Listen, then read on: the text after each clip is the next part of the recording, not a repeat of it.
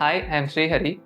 I have completed my graduation in Electricals and Electronics Engineering at Anna University Regional Campus, Coimbatore. So after my graduation, I was keen to join the embedded domain. So I was searching on the web in Bangalore, which are the top institutes which provide embedded course.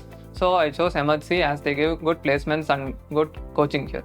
So during my college days, I was theoretically good in my subjects, but I didn't have any practical knowledge. By joining in the Emertxe, I had hands-on experience on controllers and other coding languages, so I got the opportunity to improve my practical knowledge.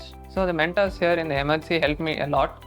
Even if I get any doubts in any time, they help me even through WhatsApps and also in person. So this helped me a lot to gain more knowledge on every modules I learned in the Emertxe. So assignments here in the Emertxe will help us to consistently practice on daily basis, and will also be like it will be on interview level questions, and projects are very important that it will help us to develop our practical knowledge.